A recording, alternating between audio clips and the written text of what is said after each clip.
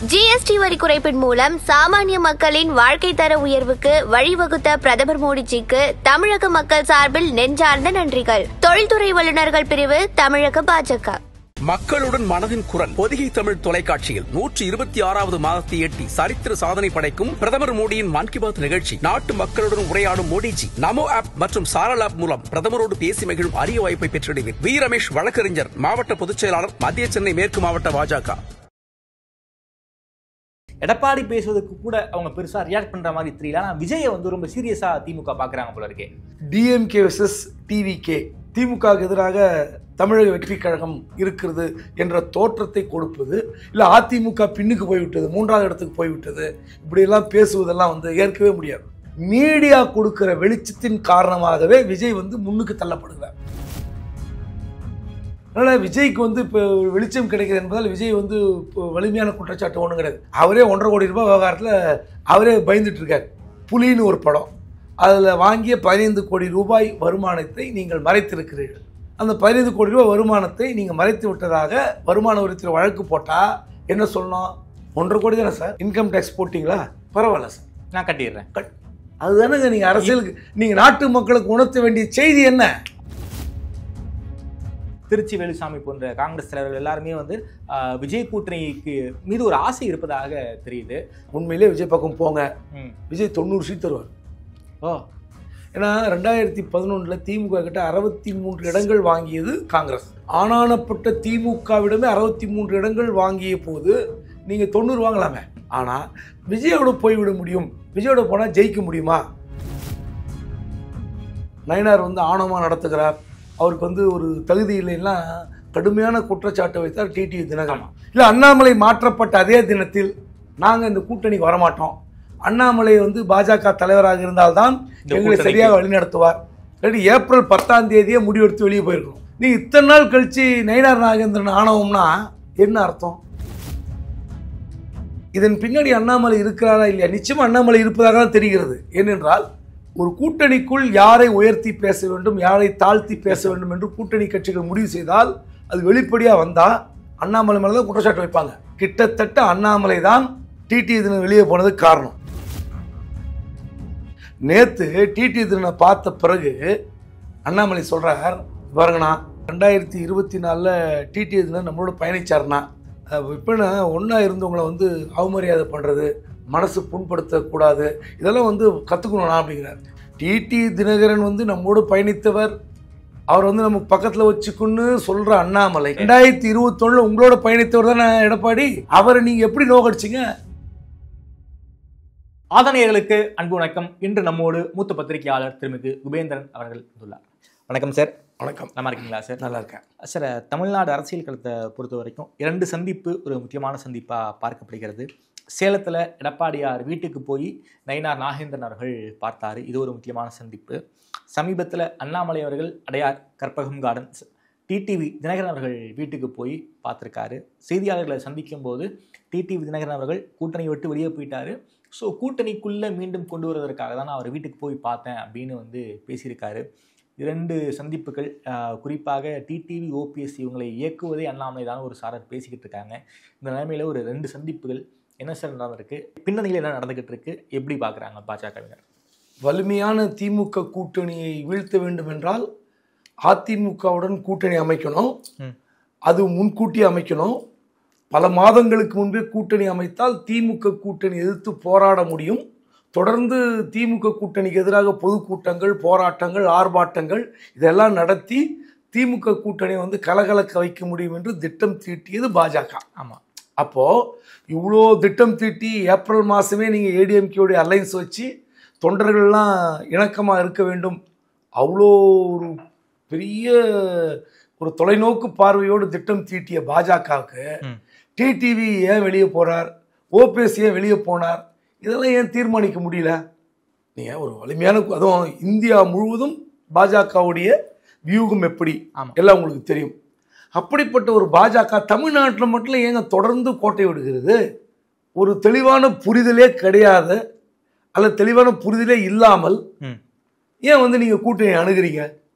நீங்கள் அதிமுகவில் கையில் எடுக்கும் போதே ஏற்கனவே கூட்டணியில் இருக்கிற டிடிவி தினகரன், ஓபிஎஸ், வாசன், கிருஷ்ணசாமி இவங்களெல்லாம் கூப்பிட்டு ஏடிஎம்கே கூட நாங்கள் திரும்ப பார்லிமெண்ட்டில் விட்டுட்டோம், திரும்ப நாங்கள் போக போகிறோம், இது உங்களுக்கு என்ன பிரச்சனை எல்லாம் கேட்டு க்ளோஸ் பண்ணியிருக்கணும்ல. ஓகே, இப்போ நீங்கள் கூட்டணி ஏற்பட்ட பிறகு டிடிவி தினந்தோறும் பேசுகிற பேச்சும் எடப்பாடியை டார்கெட் பண்ணி அடிக்கிறாரு. ஆமாம், நீங்கள் வந்து எடப்பாடி எதிர்த்து அந்த கட்சி ஆரம்பித்தேன், அவர் முதலமைச்சர் வேட்பாளர் ஏற்க மாட்டேங்கிறாரு.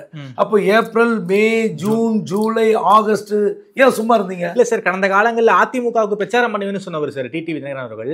இன்னைக்கு ஸ்டாண்ட் இப்படி மாத்தி இருக்காரு. எதுக்கு மாற்றணும்? அது மட்டுமல்ல, இந்த கூட்டணியின் தலைவர் வந்து அண்ணாமலையாக இருந்தபோது ரொம்ப சிறப்பாக செயல்பட்டார், அவர்கிட்ட ஆணவம் இல்லை. நயினார் தான் வந்து ஆணவத்தோடு செயல்படுகிறார். அவர் வந்து எங்களெல்லாம் சரியாக நடத்தலை, நயினார் வந்து ஆணவமாக நடத்துகிறார், அவருக்கு வந்து ஒரு தகுதி இல்லைன்னா கடுமையான குற்றச்சாட்டை வைத்தார் டிடிவி தினகரன். நீங்கள் கேட்ட கேள்வி தான் அது. இதன் பின்னாடி அண்ணாமலை இருக்கிறாரா இல்லையா? நிச்சயமாக அண்ணாமலை இருப்பதாக தான் தெரிகிறது. ஏனென்றால் நீங்கள் ஒரு கூட்டணிக்குள் யாரை உயர்த்தி பேச வேண்டும், யாரை தாழ்த்தி பேச வேண்டும் என்று கூட்டணி கட்சிகள் முடிவு செய்தால் அது வெளிப்படையாக வந்தால் அண்ணாமலை மேலே தான் குற்றச்சாட்டு வைப்பாங்க. கிட்டத்தட்ட அண்ணாமலை தான் டிடிவி தினம் வெளியே போனதுக்கு காரணம். இல்லாட்டி ஏப்ரல் 10ஆம் தேதியே முடிவெடுத்து வெளியே போயிருக்கணும். ஆமாம், எடப்பாடி தான் கூட்டணி தலைவர் என்றால் யார் முதலமைச்சர் வேட்பாளர் என்பதை நீங்கள் தெளிவுபடுத்துங்கள் அப்படின்னு அமித்ஷா கிட்ட டிடிவி தினம் கேட்டிருக்கணும். இல்லை அண்ணாமலை கிட்ட கேட்டிருக்கணும். இல்லை அண்ணாமலை மாற்றப்பட்ட அதே தினத்தில் நாங்கள் இந்த கூட்டணிக்கு வரமாட்டோம், அண்ணாமலை வந்து பாஜக தலைவராக இருந்தால்தான் எங்களை சரியாக வழிநடத்துவார். நீ இத்தனை நாள் கழிச்சு நயினார் நாகேந்திரன் ஆணவம்னா என்ன அர்த்தம்? எதுக்கு சார் இவங்க ரெண்டு பேரையும் வந்து அண்ணாமலை இயக்கணும்? டிடிவியையும் ஓபிஎஸ்ஸையும் அண்ணாமலை இயக்குவதால அண்ணாமலைக்கு என்ன சார் லாபம் வந்துட போகுது? கட்சி ஜெயிக்கணும்ல. அதாவது டபுள் கேம். அதாவது டக்குன்னு எப்படி திசை மாறுறாரு. ஒரு மிகப்பெரிய ஒரு கட்சி, அந்த கட்சியோட கூட்டணி இருந்தால்தான் நம்ம வந்து பயணிக்க முடியும் என்பதை தெரியாதவரல்ல அண்ணாமலை. ஆமாம், பாஜகவும் உணராத கட்சி அல்ல. அதனால தான் முன்னாடியே கூட்டணி வச்சாங்க. கூட்டணி 2021 கூட்டணி வைத்தார்கள். 2024 கூட்டணி விட்டு வெளியே போக ஒரே காரணம் அண்ணாமலை. ஆமாம், ஏன்னா அவர் பேசின பேச்சு. நேற்று டிடி தினனை பார்த்த பிறகு அண்ணாமலை சொல்கிறார், பாருங்கண்ணா அரசியலில் நிரந்தர எதிரிகளை நிரந்தர நண்பர் இல்லை. ரெண்டாவதுனா 2024 டிடி தினம் நம்மளோட பயணிச்சார்னா இப்போனா ஒன்றா இருந்தவங்களை வந்து அவமரியாதை பண்ணுறது, மனசு புண்படுத்தக்கூடாது, இதெல்லாம் வந்து கற்றுக்கணும்னா அப்படிங்கிறார். இதெல்லாம் வந்து கடைபிடிக்கணுங்கிறார். டிடிவிக்கு பொருந்தது, ஆனால் எடப்பாடிக்கு பொருந்தலையே சார். அதுதான் கேள்வி. நீங்கள் டிடி தினகரன் வந்து நம்மோடு பயணித்தவர், அவர் மனம் புண்படக்கூடாது, அவர் வந்து நமக்கு பக்கத்தில் வச்சுக்குன்னு சொல்கிற அண்ணாமலை எடப்பாடியை மனசை புண்படுத்திட்டாரு. 2021 உங்களோட பயணித்தவர் தானே எடப்பாடி. அவரை நீங்கள் எப்படி நோக்கடிச்சிங்க? அந்த கட்சி எப்படி நோக்கடிச்சிங்க? முதல்ல அண்ணாமலை தான் வந்து இந்த பாஜகவை தூக்கி பிடித்தார், பட்டி தொட்டி எல்லாம் பாஜகவை வளர்த்தார். அது உண்மையாக கூட இருக்கலாம். உண்மையிலே அண்ணாமலை ஒரு பெரிய சலசலப்பை ஏற்படுத்தினார், மாற்றுக்கிறதே கிடையாது, ஏற்படுத்தினார் தான். ஏன் ஏற்படுத்தினார்? எப்படி இந்த புகழ் அண்ணாமலைக்கு கிடைத்தது? நீங்கள் 2021 வரை அதிமுக ஆட்சி இருந்தது. அதிமுக ஆட்சி எதிர்த்து பாஜக மாநில தலைவர் பேச முடியுமா? நிச்சயமா முடியும். எல் முருகனோ தமிழிசை சவுந்தரராஜனோ அதிமுக எதிர்த்து இப்படி பெரிய குரல் கொடுக்க முடிந்ததா? முடியுமா? முடியாது. கூட்டணி கட்சி. அதனால அந்த வாய்ப்பு அண்ணாமலைக்கு கிடைத்தது. அந்த வாய்ப்பு கிடைத்ததால் ஒரு பெரிய சலசலப்பு பரபரப்பு ஏற்படுத்த முடிந்தது. குறிப்பாக திமுகவை கடுமையாக விமர்சிக்க கிடைத்த வாய்ப்பை அண்ணாமலை பயன்படுத்தி கொண்டார். அதனால பாஜகவுக்கு ஒரு பெரிய ப்ளஸ் கிடைத்தது.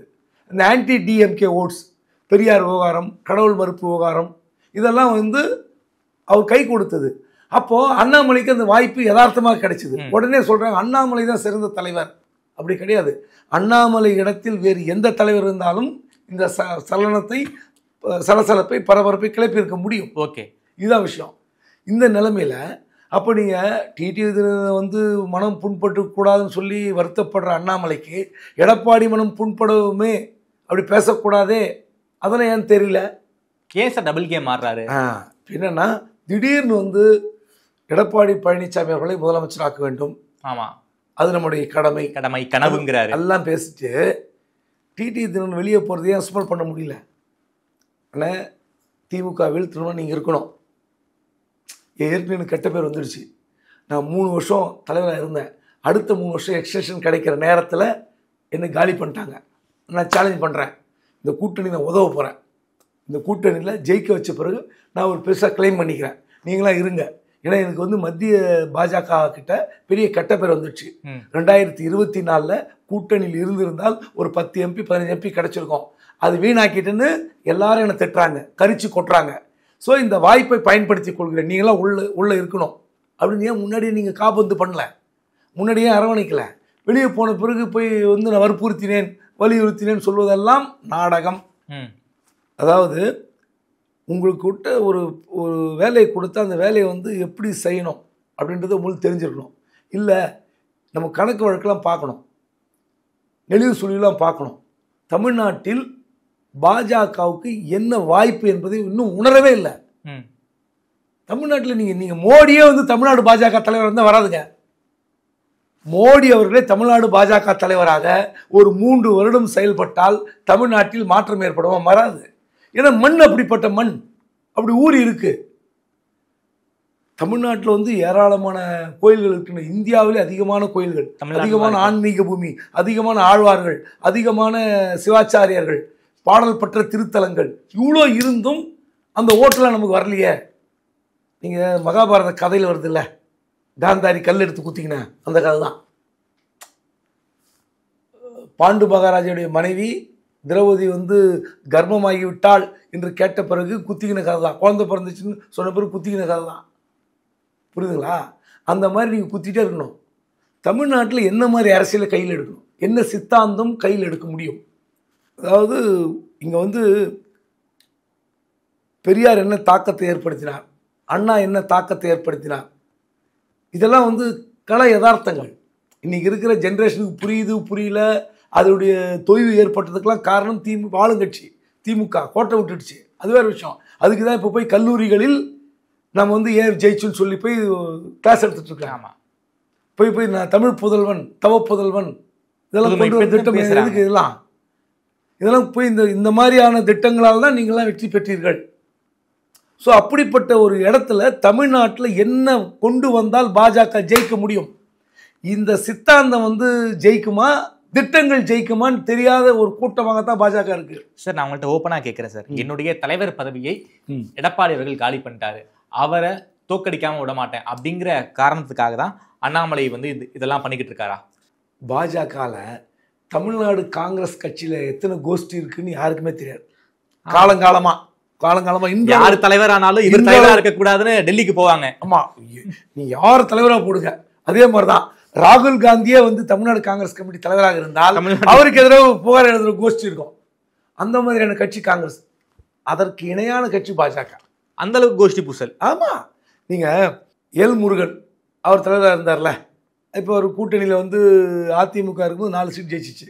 பின்ன நினைப்பார் தெரியுமா, நம்ம இருக்கும்போது 4 சீட் ஜெயிச்சுது, நமக்கு அப்புறம் தலைவர் யாரை வந்தாலும் சட்டமன்றத்தில் 4க்கு மேலே ஜெயிக்கக்கூடாது, அதே 4 இருக்குன்னு நினைப்பார். ஏன்னா அந்த தலைவர் பதவி நான் இருக்கும்போது 4 ஜெயிச்சதில்ல. ஆமாம், இந்த மாதிரி மனப்பான்மை தான் அங்கே இருக்கிற தலைவர் எல்லோருக்கும் இருக்கு.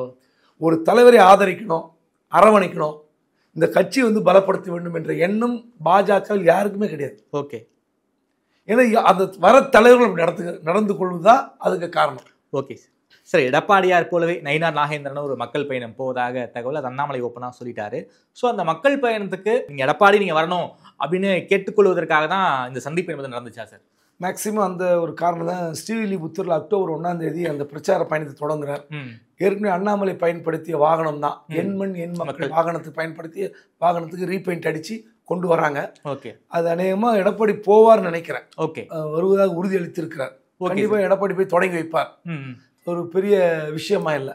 ஓகே சார், குறிப்பாக இந்த ஆன்டி டிஎம்கேங்கிற ஸ்பேஸை வந்து விஜய் நிறைய எடுத்துக்கிறாருங்கிற ஒரு பார்வை இருக்கு சார். விஜய் வந்து திமுகவை பின் பாயிண்ட் பண்ணி விமர்சனம் பண்றாரு, அதற்கு வந்து திமுகவும் ரியாக்ட் பண்றாங்க. எடப்பாடி பேசுவதற்கு கூட அவங்க பெருசா ரியாக்ட் பண்ற மாதிரி தெரியல. ஆனால் விஜயை வந்து ரொம்ப சீரியஸா திமுக பாக்குறாங்க போல இருக்கே. அதாவது இப்போ டிஎம்கே வெர்சஸ் டிவிகே. ஆமா, திமுகவுக்கு எதிராக தமிழக வெற்றி கழகம் இருக்கிறது என்ற தோற்றத்தை கொடுப்பது, இல்லை அதிமுக பின்னுக்கு போய்விட்டது, 3ஆவது இடத்துக்கு போய்விட்டது, இப்படியெல்லாம் பேசுவதெல்லாம் வந்து ஏற்கவே முடியாது. நீங்கள் என்ன சொன்னாலும் மீடியா கொடுக்குற வெளிச்சத்தின் காரணமாகவே விஜய் வந்து முன்னுக்கு தள்ளப்படுகிறார். வேறு ஒன்றுமே கிடையாது. இந்த வெளிச்சம் வந்து அதிமுக தான் கிடைக்கணும், அதிமுக வந்து கொடுக்க மறுக்கிறது என்பதுதான் நிதர்சனம். இல்ல சார், எடப்பாடியார் பேசுற பேச்சை விட விஜய் பேசுற பேச்சு கிரவுண்ட்ல ரிஃப்ளெக்ட் ஆகுதே சார். அதாவதுங்க, எடப்பாடியாரும் போற மக்கள் பயணம் போறாரு, திமுக விமர்சனம் பண்றாரு, ஆனா அவர் பேசுற வீரியத்தை விட விஜய் வீரியமா பேசுறாருங்கிற பார்வை கிரவுண்ட்ல வைக்கிறாங்க. கிடையவே கிடையாது. எடப்பாடி இன்னும் சிறப்பா பேசுறாரு. மீடியா வெளிச்சம் குறைவு, அவ்வளவுதான். என்ன விஜய்க்கு கிடைக்கிற மீடியா வெளிச்சம். நீங்க இதே மாதிரி யோசித்து பாருங்க, 2006, 7, 8ல் விஜயகாந்துக்கு இத்தனை பெரிய வெளிச்சம் மீடியா கொடுத்ததா? எலக்ட்ரானிக் மீடியா கொடுத்ததா? யோசித்து பாருங்க. இல்ல சார். அப்புறம் இன்னைக்கு எல்லா மீடியாவும் வரிந்து கட்டி கொண்டு விஜய்க்கு ஸ்டாண்ட் போடுறாங்க, கேமரா போடுறாங்க. ஒவ்வொரு மீடியாவும் 25 கேமரா, 30 கேமரா, 40 கேமரா போடுறாங்க விஜய் பிரச்சார பயணத்தை கவர் பண்ணுவதற்கு. ஆமா, அதனால வந்து விஜய்க்கு கிடைக்கிற வெளிச்சம் அதிகமாக இருக்கிறது. அவர் என்ன கடுமையா குற்றச்சாட்டு வச்சுட்டார் சொல்லுங்க. அவர் நான் பேசுறார், அதை விட்டுருங்க. என்ன குற்றச்சாட்டு வச்சு சார்? நாகப்பட்டினம் வளர்ச்சி அடையில, திருவாரூர் வளர்ச்சி அடையில, நெல் மூட்டைக்கு ஒரு மூட்டைக்கு 40 ரூபா நீங்க லஞ்சம் வாங்குறீங்க. திருச்சியில வந்து திமுகவை நோக்கி விமர்சனம் பண்ணியிருக்காரு. அன்பில் மகேஷ் பத்தி பேசியிருக்காரு, கே நேருவை பத்தி பேசியிருக்காரு. அங்க இருக்கக்கூடிய லோக்கல் இஷ்யூ அட்ரஸ் பண்ணியிருக்காரு சார். என்னங்க நானும் கேட்குறேன். திருச்சிக்கு போனார், அன்பில் மகேஷ், நேரு விமர்சித்தார், எல்லாம் சொல்றோம். இந்த மாவட்டத்தில் 2 அமைச்சர்கள் இருக்கிறார்கள், இந்த ஊர் முன்னேறல. என்ன முன்னேறல? பட்டியல் வாசிங்க. அன்பில் மகேஷ் என்ன துறை? பள்ளி கல்வித்துறை. அந்த பள்ளி கல்வித்துறையில் திருச்சி நகரில் அவர் சொந்த ஊர்ல இருக்கிற ஸ்கூல் போட்டோ எடுத்து போட்டீங்களா? இந்த பள்ளியை பாருங்கள். அவர் சட்டமன்ற தொகுதிக்கு உட்பட்ட பள்ளிகள் இத்தனை பள்ளிகள் இருக்கின்றன. துவக்க பள்ளிகள், நடுநிலை பள்ளிகள், மேல்நிலை பள்ளிகள் இத்தனை இருக்கிற இந்த பள்ளிகளோட அவல நிலை பாருங்கள். எத்தனை ஸ்கூலில் பாத்ரூம் எப்படி இருக்கு, டீச்சர்ஸோட பாத்ரூம் எப்படி இருக்கு, ஸ்டூடெண்ட்ஸோட பாத்ரூம் எப்படி இருக்கு, லேப் எப்படி இருக்கு, காட்டுங்க. நேரு உள்ளாட்சித்துறை அமைச்சர், அவர் துறையில் பாருங்க ரோடு எப்படி இருக்கு. இந்த இடத்துல இருக்கிற ரோடு எத்தனை ரோடு திருச்சி மாவட்டத்தில்? அப்படிதான் சொல்றாரா? பொதுவாக சொல்றது அர்த்தமே கிடையாது. நான் சொல்றேன், இன்னும் கூர்மைப்படுத்துங்கன்னு சொல்றேன். நீங்க திருவாரூர் போறீங்க, நாகப்பட்டினம் போறீங்க, என்ன சொல்றீங்க? பஸ் ஸ்டாண்ட் சரியில்லை, ரோடு சரியில்லை. எடுத்து போடுங்க, புள்ளி ஓரத்தோடு போடுங்க. எத்தனை சாலைகள் பழுது. நான் எல்லா டிபேட்லையும் சொல்றேன். சென்னையில் எத்தனை ரோடு நல்லா இருக்கு? ரொம்ப மோசம். அவர் போற daily Thiruvanmiyur to ECR road நல்லா இருக்கா?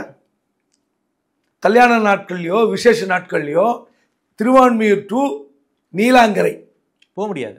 ஒரு 3.5 கிலோமீட்டருங்க, 1.25 மணி நேரம் ஆகும். கரெக்டாக மெட்ரோ போகுது, பாதாள சாக்கடை தோண்டி போட்டிருக்காங்கன்னு சொல்லிக்கிட்டே இருக்கீங்க. என்ன நடக்குது? சைடு ரோடு போடுறதுக்கு என்னங்க பிரச்சனை உங்களுக்கு? மெட்ரோ ஒர்க்கு நடக்கட்டும், சைடு ரோடு. சென்னையில் மிக பலம் பொருந்திய எம்எல்ஏ யார் சொல்லுது? சேகர்பாபு கிடையாது. மாசு கிடையாது. அரவிந்த் ரமேஷ் கிடையாது. உதயநிதி சார் கிடையாது. என்னங்க உதயநிதியே கிடையாதுன்னு கேட்கலாம் நீங்க. சென்னையிலே மிக மிக வசதியான பலம் பொருந்திய எம்எல்ஏ அண்ணா நகர் எம்எல்ஏ மோகன். ஆமா, எம்எல்ஏ மோகனுங்க. அவருடைய மகன் தெரியும் உங்களுக்கு, கார்த்தி. அவர் தான் அண்ணா நகர் வேட்பாளர் வர போறார். அவர் இப்போவே வந்து 1 வருடத்திற்கு முன்பாகவே ஒரு வார் ரூம் போட்டு அவருக்கான ஒரு ஸ்ட்ராட்டஜி டீம் போட்டு ஒர்க் பண்ணிட்டு இருக்காரு அண்ணா நகரில். அண்ணா நகரில் இருக்கிற ரோடு எடுத்து பாருங்க. அவர் எம்எல்ஏ வசிக்கிற ரோடு இப்போ ஒன்றும் வேண்டாம். இந்த இன்டர்வியூ முடிச்சுக்கிட்டு நேராக Anna Nagar 6th avenue police station, K4 police station, Anna Nagar காவல் நிலையத்திலிருந்து அந்த தங்கம் காலனி வரைக்கும் போங்க. எம்எல்ஏ விட்டுக்கிட்டு போங்க. எவ்வளோ குண்டும் குழியுமா, எத்தனை பதுங்கு குழி இருக்கு பாருங்க. நீங்கள் நாகப்பட்டினத்துக்கு போகிறாரு, திருவாரூர் போகிறாரு விஜய். தமிழ்நாட்டில் இருக்கிற பல சாலைகள் குண்டும் குழியுமாக இருக்கின்றன. நீங்கள் சைடு ரோடு போடலங்க. மெட்ரோ பக்கத்தில் மெட்ரோ வந்து ஒரு ஸ்கீம் என்ன தெரியுமா?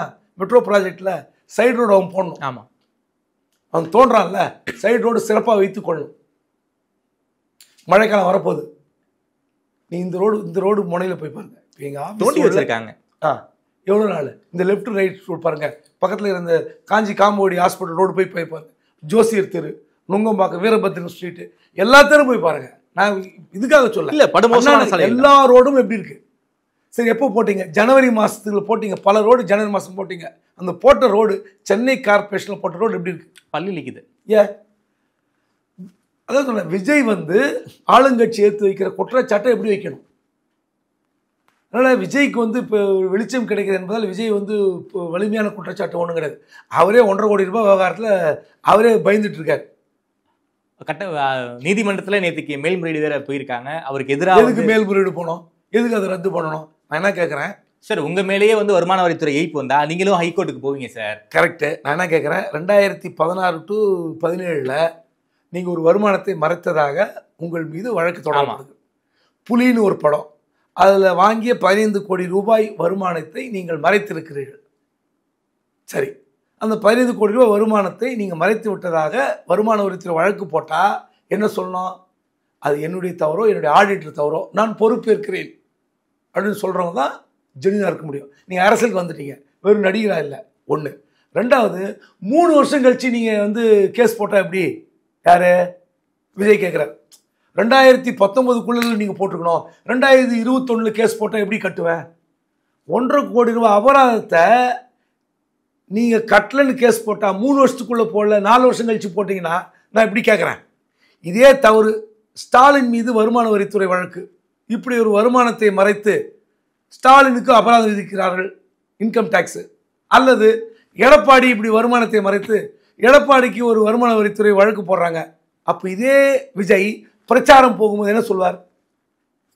நான் கேட்குற கேள்வி சரின்னா சரின்னு சொல்லுங்கள், தப்புனா சார். இதே மாதிரி அதிமுகவுடைய பொதுச் செயலாளருக்கு ஒரு வழக்கு வருகிறது, திமுக தலைவருக்கு ஒரு வழக்கு வருகிறது. அவங்க வந்து இதே மாதிரி விஜய் மாதிரி இன்னைக்கு 3 வருஷத்தில் எங்களுக்கு கேஸ் போட்டு தான் நாங்கள் சொல்லியிருந்தால் நாங்கள் கட்டியிருப்போம், 3 வருடம் கழித்து போட்டால் அது அபராதத்துக்குள் வராது, ரத்து செய்யுங்கன்னு போனால் விஜய் என்ன சொல்வார்? மக்களை ஏமாத்துறீங்க, அரசாங்கத்தை ஏமாத்துறீங்க. ஒரு அரசியலுக்குள் வந்து விட்ட பிறகு, பொது வாழ்க்கையில் வந்து விட்ட பிறகு நீங்கள் எப்படி இருக்க வேண்டும்னு பாடம் நடத்துவாரா இல்லையா? நிச்சயமாக நடத்துவார். அப்போ நீங்கள் கட்டிட்டு போங்க. எங்க உங்கள் ஆடிட்டர் தப்பு பண்ணானே வச்சுக்கோங்க, உங்களுக்கு பல்வேறு வேலைகள் படப்பிடிப்புகள் இருக்கும், கண்டிப்பாக உங்களுக்கு வந்து இந்த 15 கோடி ரூபாய் ஏன் மறைச்சிங்கன்றது நான் விஜய் குற்றச்சாட்டில். விஜயோட ஆடிட்டர் என்ன சொல்லியிருப்பாரு? மறந்துருக்கலாம் இந்த 15 கோடியை. இல்லை விஜயோட ஆடிட்டருக்கு விஜய் மறைத்திருக்கலாம், ரெண்டும் நடந்திருக்க முடியும்.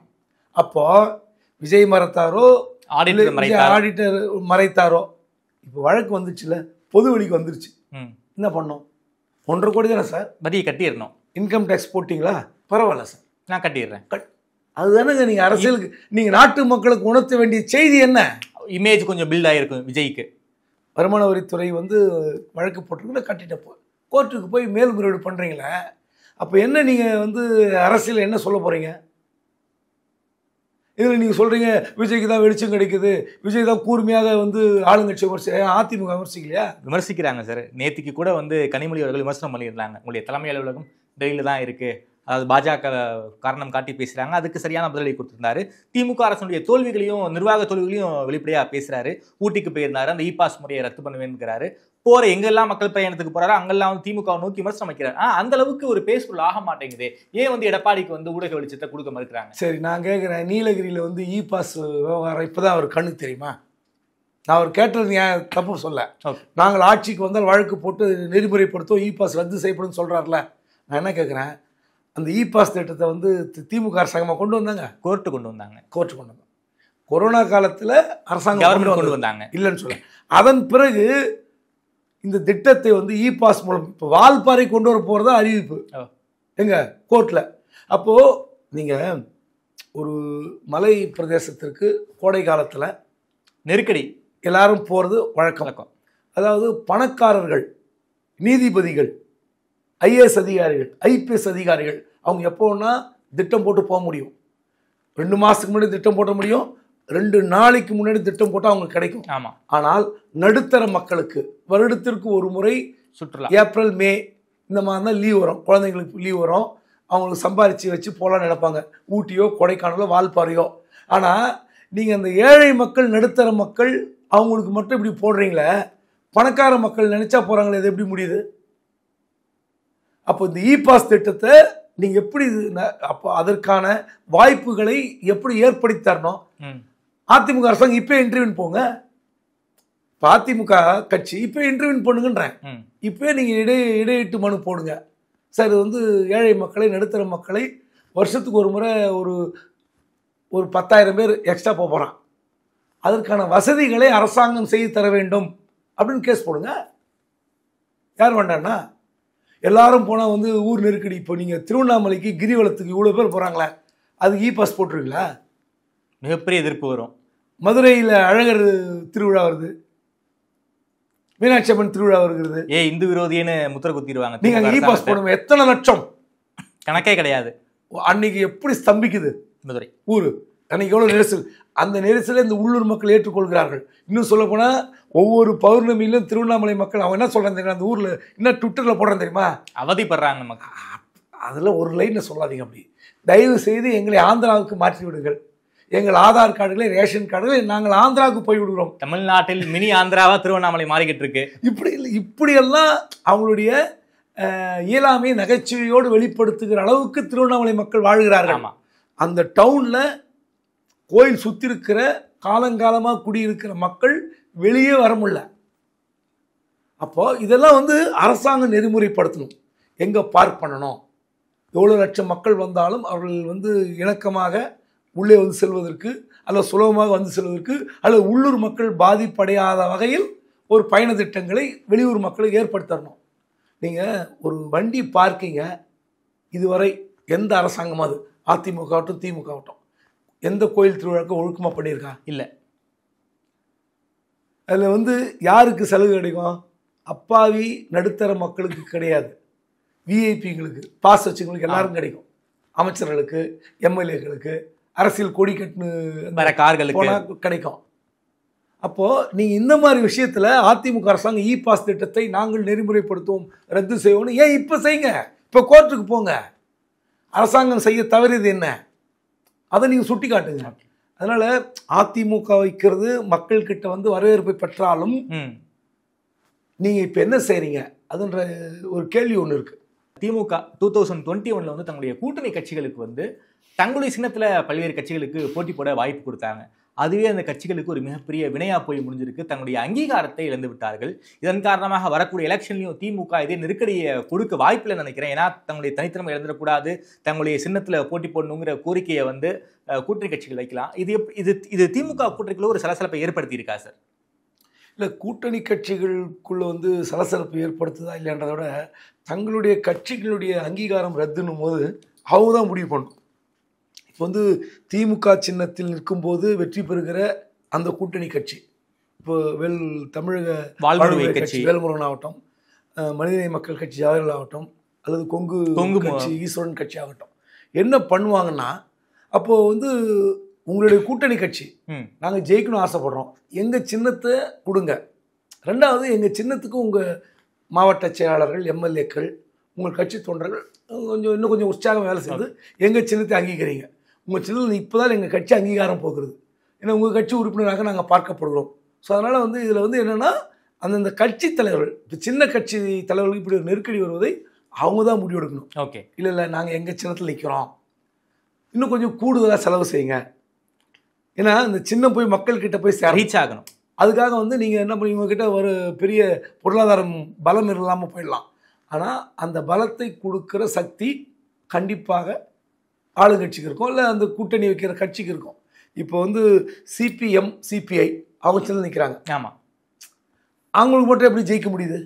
ஏன்னா காலங்கால தேசிய கட்சி காலங்காலமாக இருக்கிற கட்சி, அந்த கட்சிக்கு பிரச்சாரம் போதில்ல. ஆமாம், அந்த பலத்தை எங்களுக்கு நீங்கள் சேர்த்து செய்யுங்க அப்படின்னு சின்ன கட்சிகள் கோரிக்கை வைக்கணும். ஓகே, தங்களுடைய கட்சி அங்கீகாரத்தை இழக்கக்கூடாது என்றால் அவர்கள் தான் முடிவு செய்யணும். Okay sir. அதே போல் காங்கிரஸ் கட்சி நம்ம திமுக கூட்டணி கூடாது, விஜய் கிட்ட போனால் நமக்கு நிறைய சீட்டு வாங்கலாம் அப்படிங்கிற ஒரு மைண்ட் செட் இருப்பதாக தெரியுது.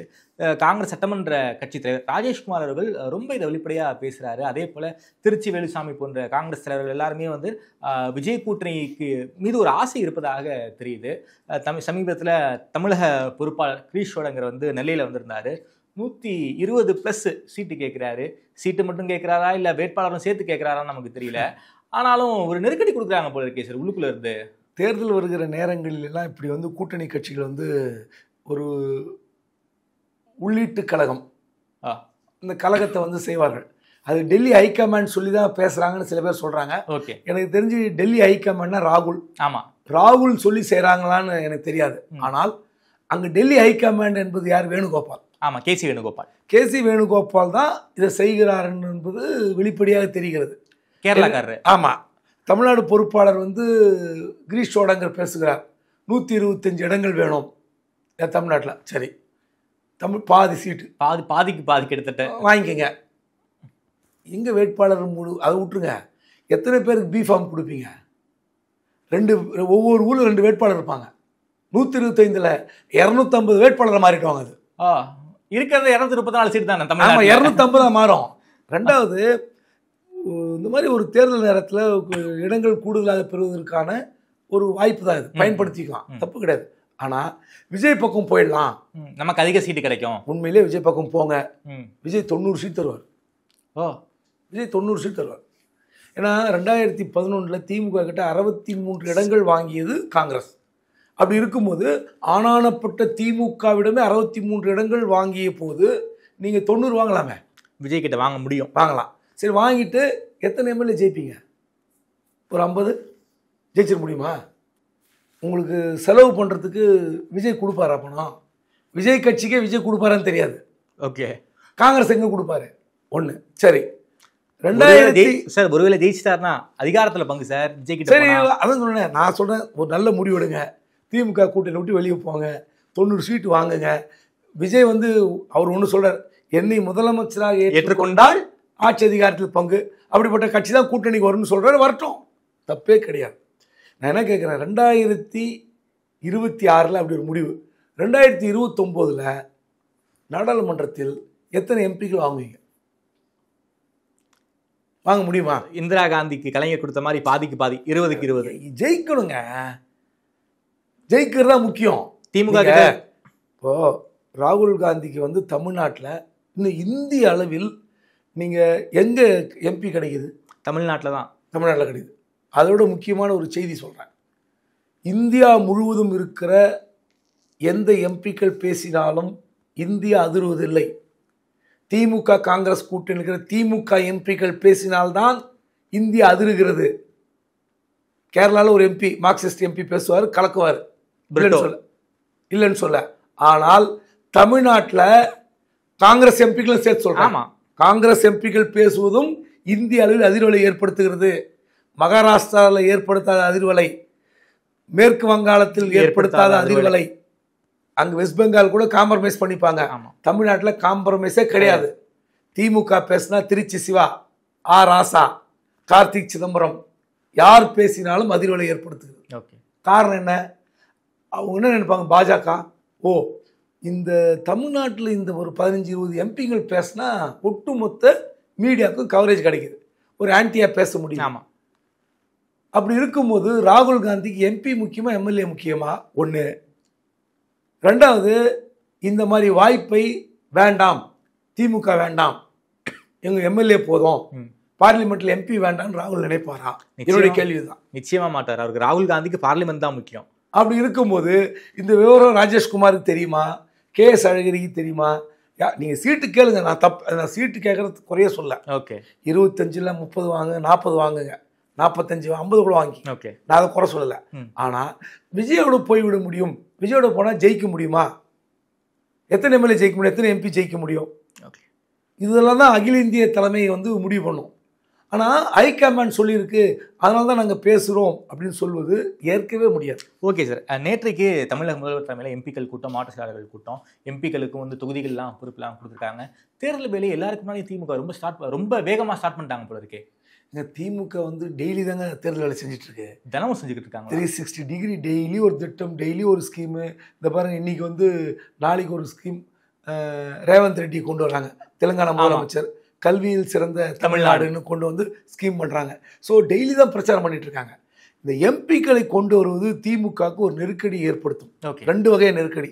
திமுக ஏதோ ஒரு 200 சீட்டு ஜெயிப்பாங்க, கூட்டணி பலமாக இருக்குது அப்படின்னு ஒரு பார்வை இருக்குது. மீடியாவில் அப்படி தான் பேசுகிறாங்க.